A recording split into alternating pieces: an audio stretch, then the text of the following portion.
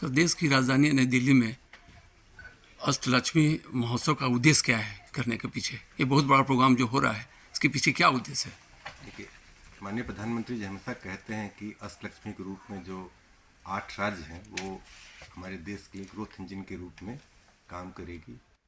देश का विकास होना है तो उस क्षेत्र का विकास, पूर्वोत्तर क्षेत्र का विकास आवश्यक है। इस कार्यक्रम के माध्यम से हम लोग पूर्वोत्तर राज्यों की जो विशेषताएं हैं, चाहे वो कृषि उत्पादों में हो, वहाँ के टेक्सटाइल, वहाँ के फैब्रिक्स में हो, वहाँ के जीआई टैग उत्पादों में हो, वहाँ के पर्यटन की संभावनाएं, क्योंकि पर्यटन आप जानते हैं वहाँ काफ़ी अच्छा उसका विस्तार है और नैसर्गिक और प्राकृतिक संपदाओं से भरपूर है, तो उसका हम लोग चाहते हैं कि प्रचार हम लोग बाकी के देश के अन्य राज्यों के जो लोग हैं वो भी देखें, उसका वहाँ प्रचार हो पाए। इस कार्यक्रम के माध्यम से हम लोग बायर सेलर मीट करेंगे, जहाँ वहाँ के जो बुनकर हैं, वहाँ के जो बेचने वाले व्यवसायी हैं, सामान बेचने वाले लोग हैं, उनको एक मार्केट मिल सके, उनको देश के अन्य भागों में अपने उत्पादों को बेचने का जरिया मिल सके। निवेशकों को भी हम लोग इन्वेस्टर राउंड टेबल के माध्यम से बुला रहे हैं और 8 राज्यों के प्रशासन और स्वशासन के लोग अपना प्रस्तुतिकरण दे रहे हैं कि क्यों निवेशकों को वहाँ पर निवेश करना चाहिए, वहाँ की संभावनाएं कैसी है, वहाँ की नीति काफ़ी अच्छी बन गई है। भारत सरकार ने भी उन्नति की जो नीति बनाई है उसके माध्यम से कई अच्छे अच्छे निवेशक वहाँ पर आने लगे हैं, उन्होंने अपनी रुचि दिखाई है।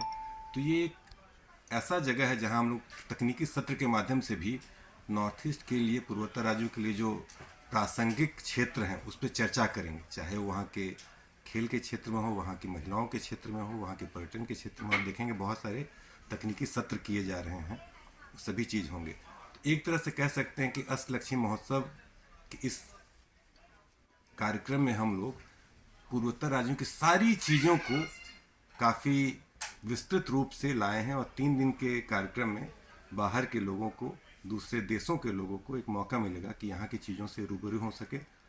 यहाँ पर अगर उनका आकर्षण इन्वेस्टमेंट में है तो उसको निवेशकों के माध्यम से वहाँ पर जा सके। हम चाहते हैं, हमारा अनुरोध होगा देशवासियों से कि आएँ और ज़्यादा से ज़्यादा संख्या में पूर्वोत्तर राज्यों को जानने का जो एक जरिया है, इसका वो एक लाभ उठा सके। जो इन्वेस्टर, जो नए नए इन्वेस्टर आना चाह रहे हैं, उनके लिए क्या सहूलियत किया गया? कुछ इस तरह का काउंटर खोला गया है कि उनको वहाँ जाके जाने में, काम करने में आसानी हो? हाँ, यहाँ आज जो हम लोग यहाँ निवेशकों की इन्वेस्टर राउंड टेबल कर रहे हैं, तो 8 राज्यों के अधिकारीगण की पूरी डेलीगेशन, पूरी टीम यहाँ आई हुई है। वह अपने राज्य के बारे में क्या क्या संभावनाएं हैं, क्या नीतियां हैं, क्या उन्होंने छूट दे रखी है निवेशकों को, वो सारी बात बता रहे हैं। और आप देखेंगे बगल के ही कमरे में वो सत्र चल रहा है, वहाँ 8 राज्यों के प्रस्तुतिकरण के बाद 1 to 1 निवेशकों के साथ राज्य के अधिकारियों की भी बैठक होगी। उसमें कई एमओयू, कई लेटर ऑफ इंटेंट भी साइन होंगे। हमारा पुराना अनुभव रहा है कि मार्च के समय हम लोगों ने करीब 30,000 करोड़ के एमओयू साइन किए थे। अभी जो हम लोगों ने रोड शो किया था बेंगलोर में, हैदराबाद में, वहाँ भी हम लोग करीब एक जगह 9,000 करोड़ से ज़्यादा और एक जगह 12-13 हज़ार करोड़ से ज़्यादा के एमओयू साइन किए थे। इस बार भी हम अपेक्षा करते हैं कि बड़ी संख्या में निवेशक आएंगे, अपनी रुचि दिखाएंगे और राज्य सरकार के साथ निवेश के एमओयू को साइन करने पर प्रतिबद्ध होंगे। सर, वो नॉर्थ ईस्ट का जो भी स्टेट है, टूरिज्म को लेकर बहुत खूबसूरत जगह है, माना भी जाता है, लोग जाते हैं। उसके लिए कुछ स्पेशल योजना बनाई जा रही है ताकि देश के लोग वहाँ जा सकें? कि कुछ इलाके जैसे अरुणाचल प्रदेश हो गया, सिक्किम हो गया, तो उसके लिए कोई योजना है कि यहाँ के जो लोग हैं, जो प्लेन के जो लोग हैं, वो जा सके? उनके लिए कुछ नई योजना है? आपने बहुत अच्छा प्रश्न किया है। पहले पूर्वोत्तर राज्यों की संपर्कता जो है देश के अन्य भागों से बहुत कमजोर थी। अब पिछले 10 सालों में हम लोगों ने 5,500 किलोमीटर से ज़्यादा नेशनल हाईवे बनाया है। PNBSY में काफ़ी बड़ी संख्या में रोड नेटवर्क का जाल बिछा है। रेलवे की संपर्कता हर जगह प्रदान की गई है। पर्यटन के माध्यम से अगर लोगों को लाना है तो एयरपोर्ट बनाने की जो बात होती है उसमें 9 एयरपोर्ट थे, अब वो बढ़ के 17 हो गए हैं।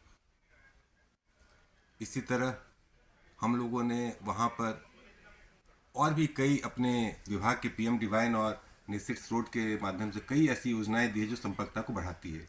टेलीकॉम की संपर्कता वहाँ पहले से विस्तृत हुई है और बेहतर हुई है।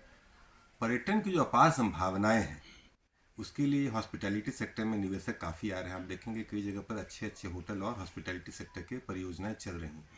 हम लोग अपने विभाग के योजनाओं के माध्यम से भी और पर्यटन मंत्रालय की योजनाओं के माध्यम से भी वहाँ पर ऐसी सुविधा देने का प्रयास कर रहे हैं कि ज़्यादा से ज़्यादा लोग आ सकें।